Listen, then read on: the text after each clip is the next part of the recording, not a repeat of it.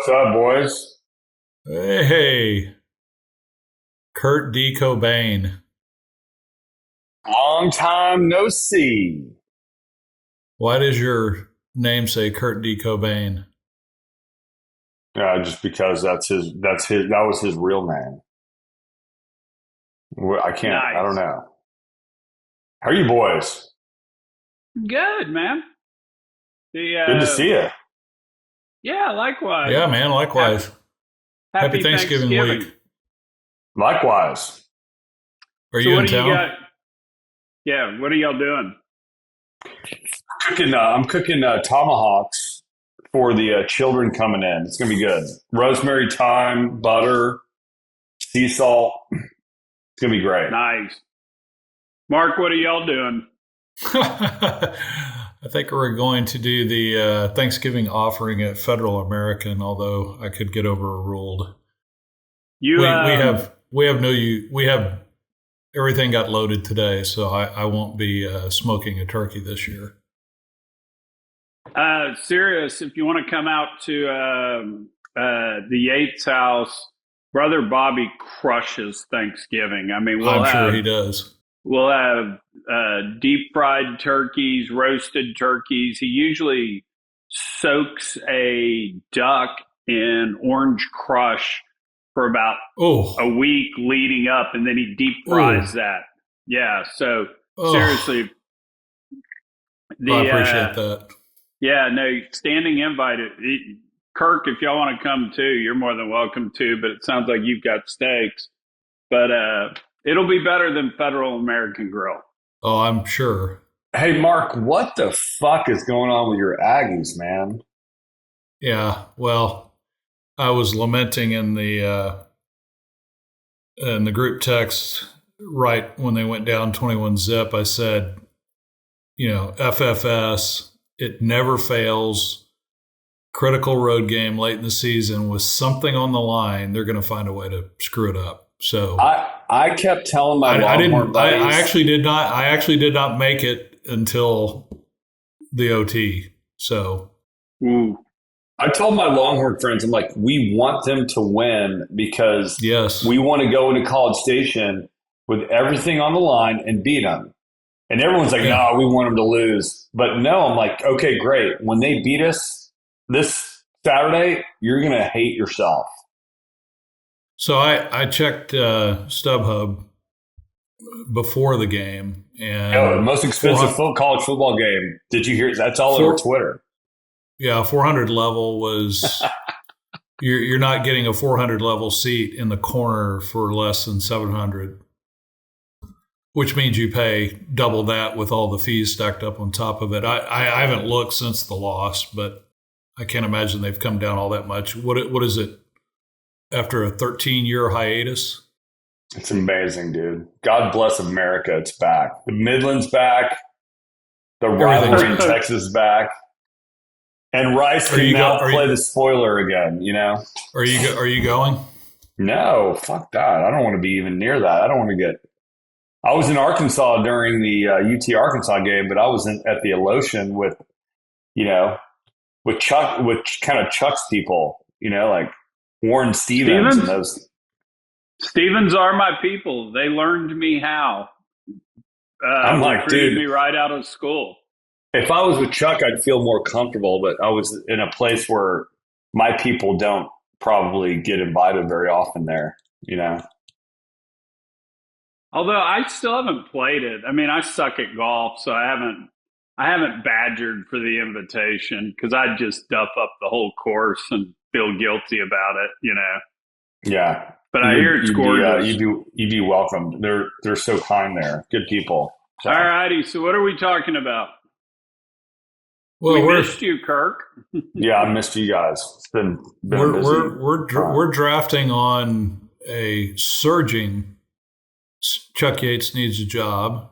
And as I said earlier today, I have zero time to put together a run of show. We've talked about Trump and nukes and data centers and oil ad nauseum. So, I think the whole landscape as is currently being redefined and reshaped by none other than Landman, which has gotten more than its fair share, actually, not yet its fair share, let's just say that, of an examination of the oil and gas industry and culture and pop culture. And I think, in all seriousness, there's quite the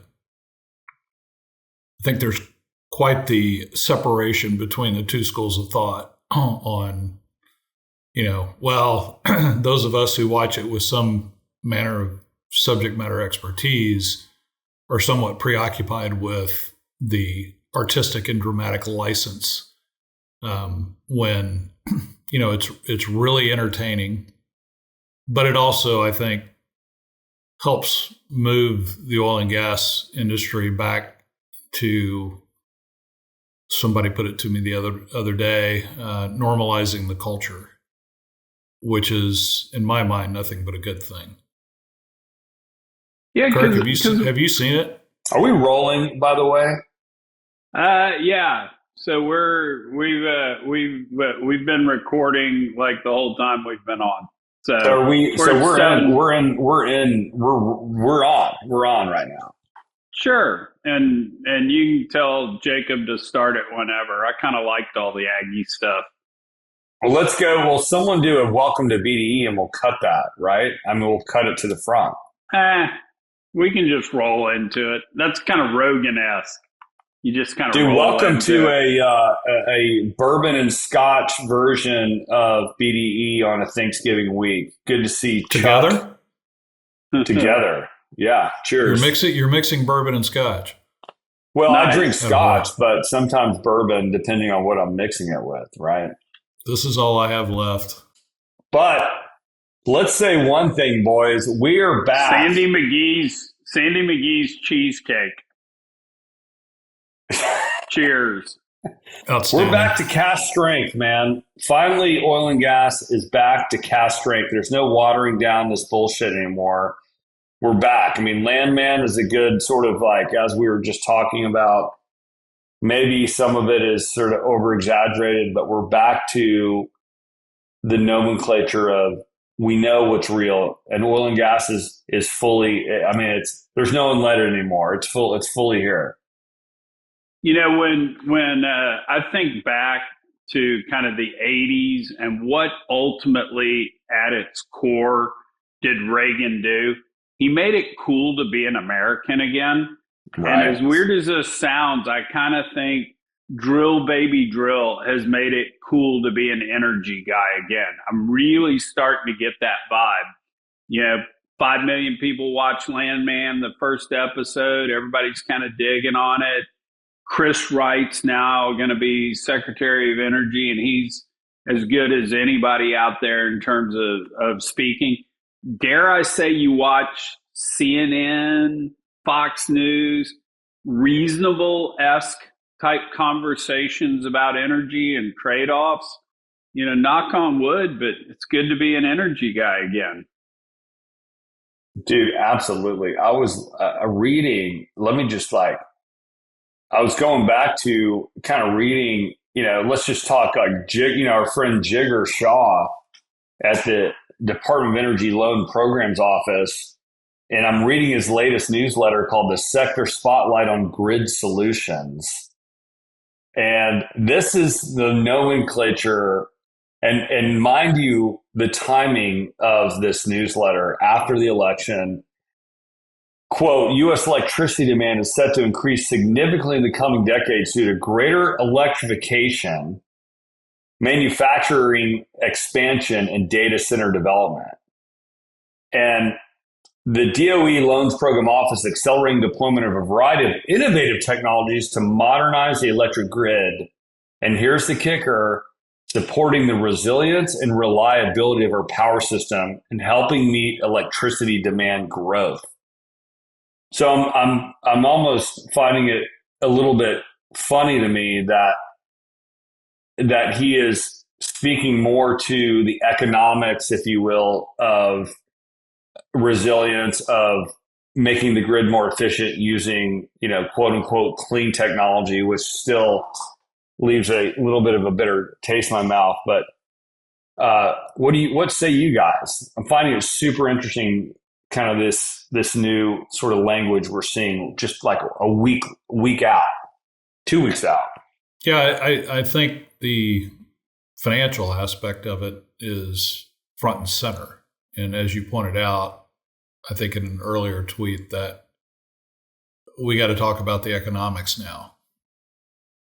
And that's always been the case, but it's not been the priority talking point in the dominant narrative up until very recently when all this took hold.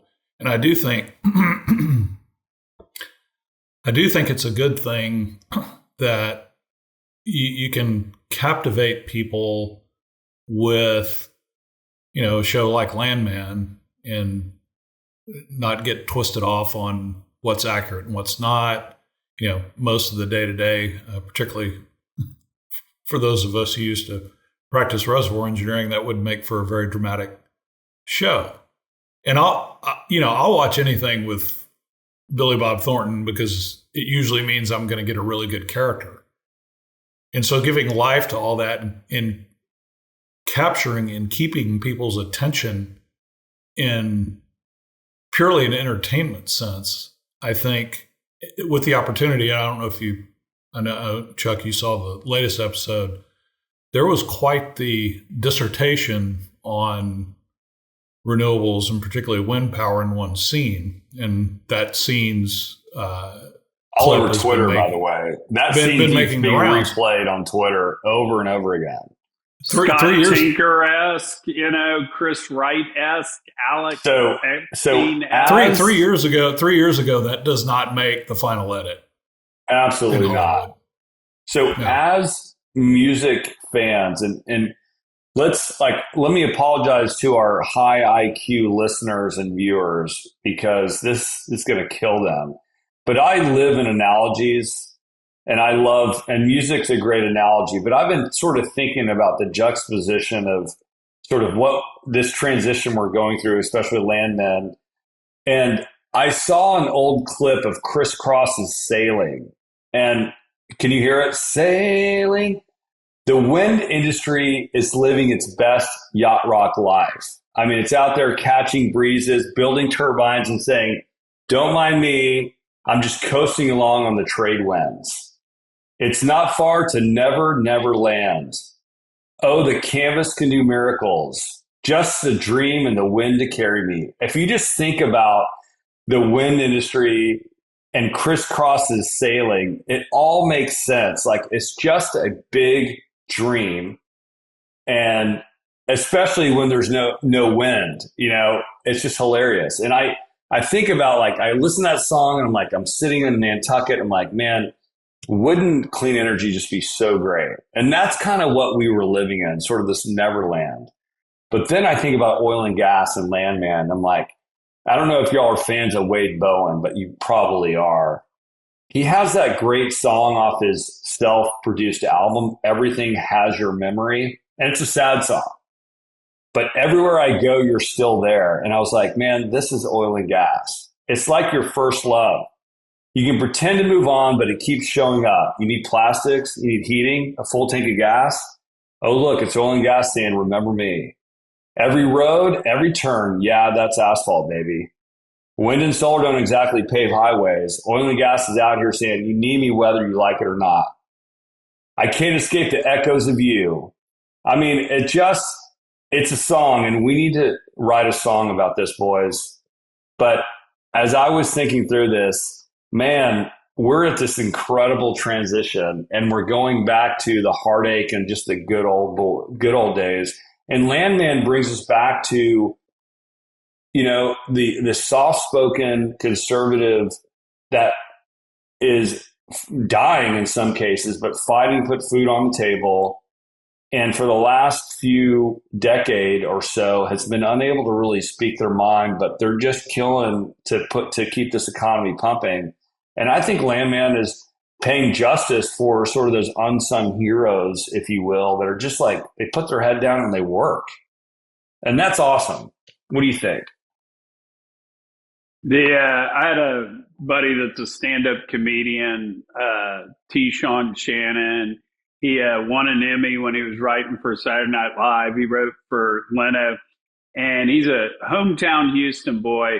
And he used to do this routine about, Houston is like the girl you don't want to chase in the bar, and it's always like the girls are going, oh, she's great, she makes her own clothes and all the other girls like her, and it's kind of this hard sell. I think that's kind of where oil and gas has been, and now we've got Demi Moore in Landman playing oil and gas, and so it's kind of like we're back, baby. Do they film that in Midland? I mean, I'm sure you've been to probably. Are you not an extra, Chuck? Did they not call you to try out? What happened? You would have thought I would have made it, but no, I did not. I did not get the call. As someone that has gotten back to entertainment, let me tell you exactly what went down. They're like, we can't afford Chuck.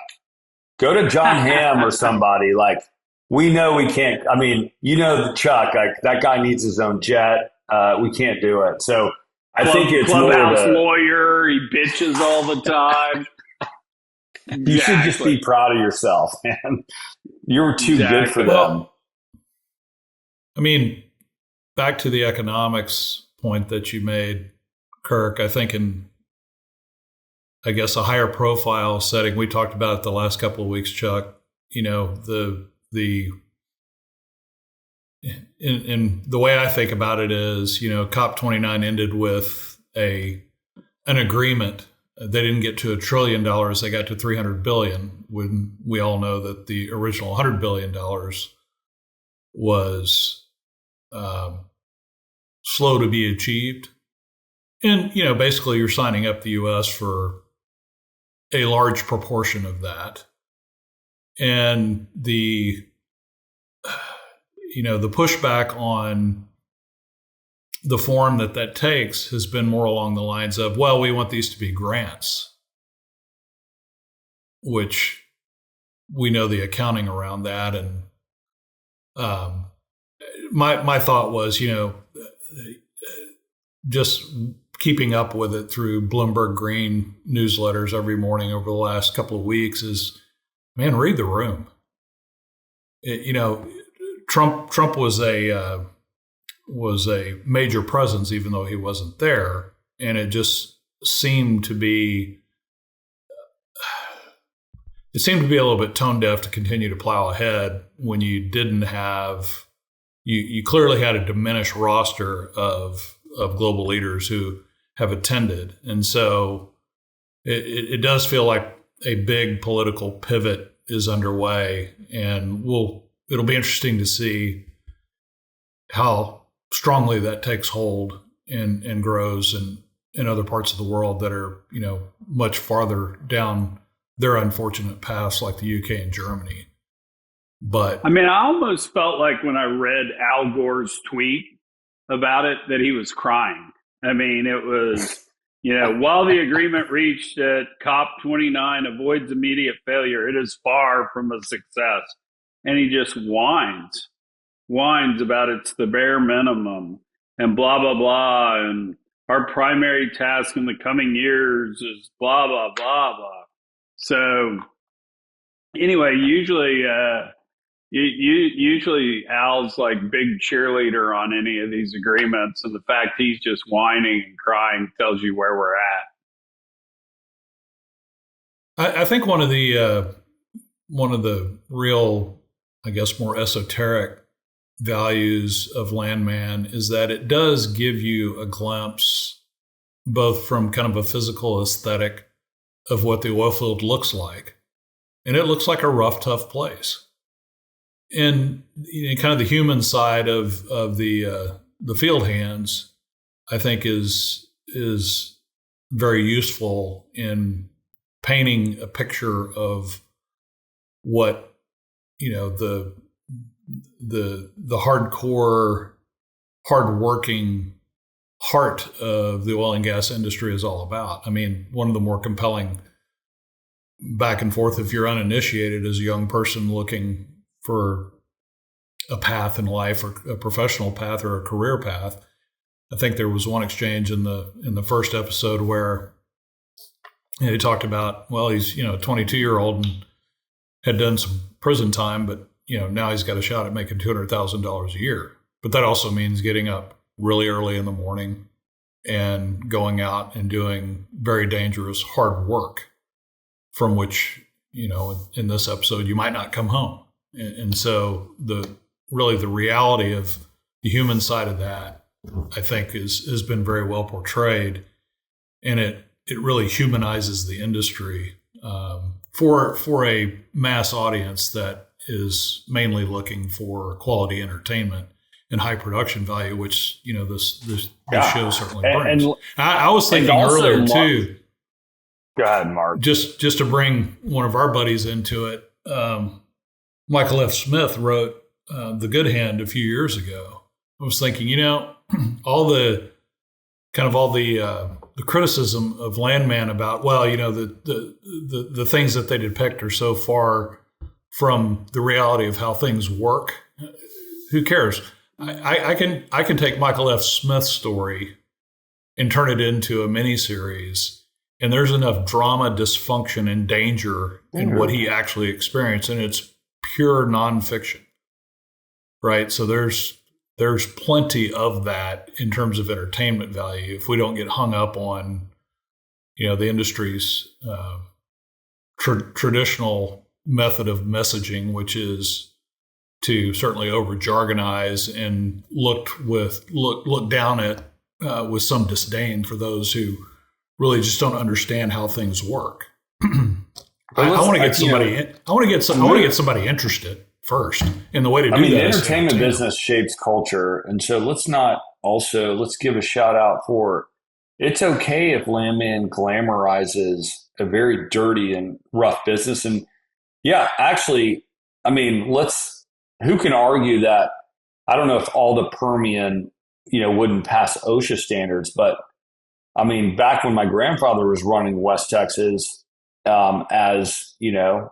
making sure all these oil and gas companies had pipes and other shit, there's no way that they were freaking safe. It's gotten more safe, and standard safety is number one in the industry.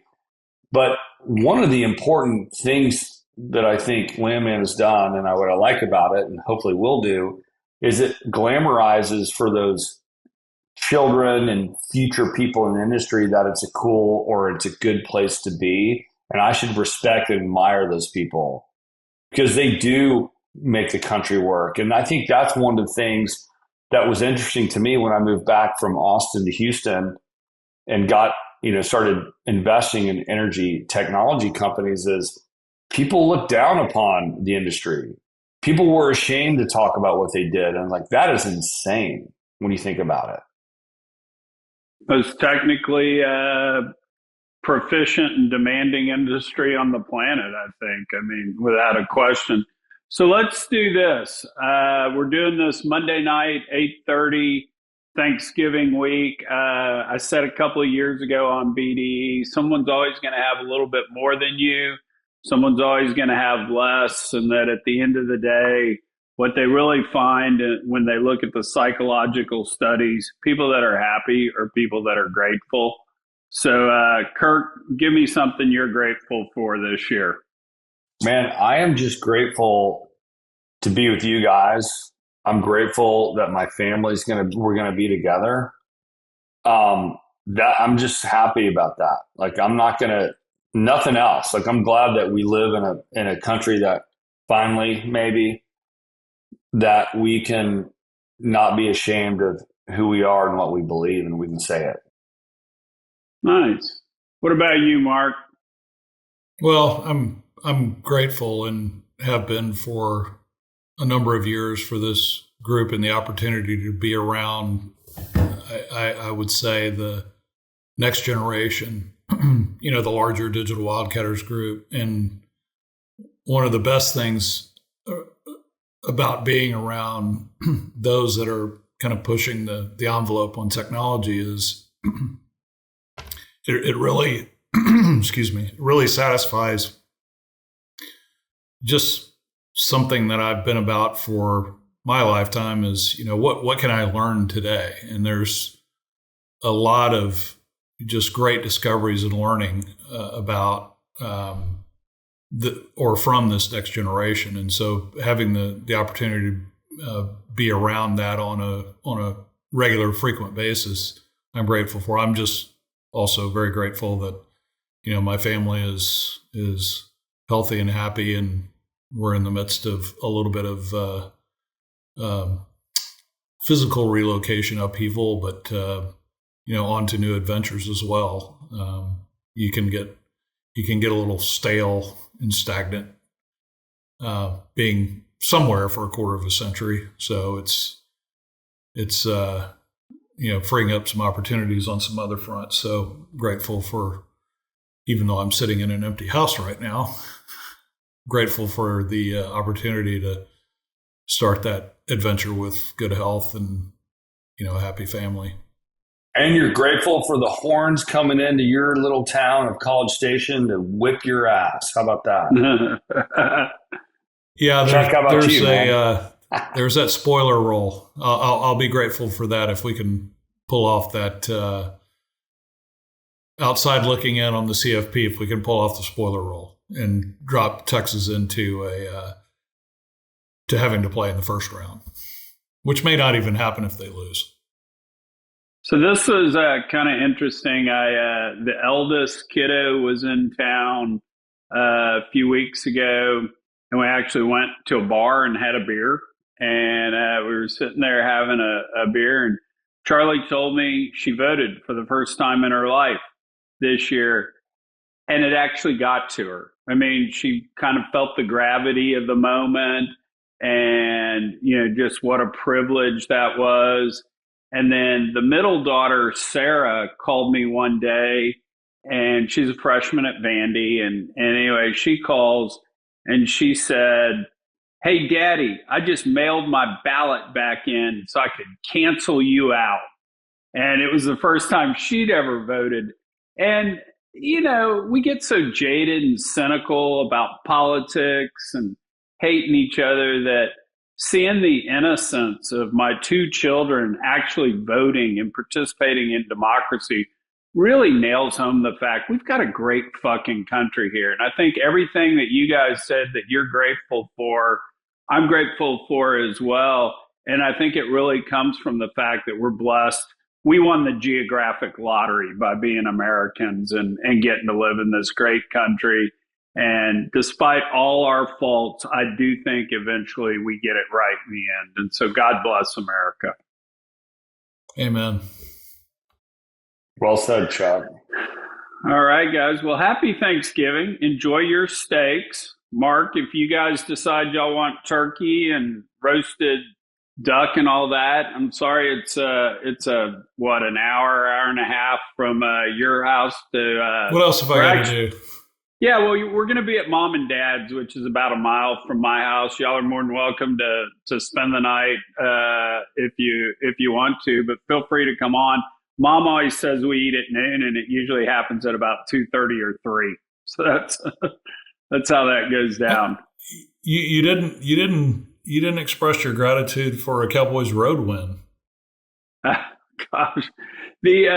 So a really good friend of mine is Pete Stahl. He's the lead singer of the punk band Scream. And the interesting thing is 18-year-old Dave Grohl was their drummer. And when Scream was kind of breaking up, a group named Nirvana had called and said, "Hey, Dave, will you come play drums for us?" And Dave went to Pete and said, "Hey, what do I do?" And Pete goes, "Man, we're just a mess. I'd go to Seattle and play with those guys if I were you." So the Foo Fighters song, "My Hero," Dave Grohl wrote to Pete Stahl, because if Pete doesn't tell him to go, Dave would have hung around. Pete is the world's biggest Redskins or Commanders fan. And, I'm a big Cowboys fan. And so we've been friends for a while, and we always go back and forth. I just texted him about the game on Sunday. What the fuck? That was just crazy. that was a mess. And he goes, yeah. I go, I can't even gloat about this. My gosh, this is a mess. So that was fun. We'll, to counter you guys talking about UT and A&M ticket prices, I've heard that Cowboys Giants tickets can be had for $5. So it's like the old, what a shit like show in Dallas for sure. Like the old meme, somebody broke into my car and left me 2 Cowboys tickets. Right, and then I reported it to the police, and they made me take 2 more or something. Yeah. All right, boys. Well, happy Thanksgiving, and enjoy time with your families, and we'll do it again next week.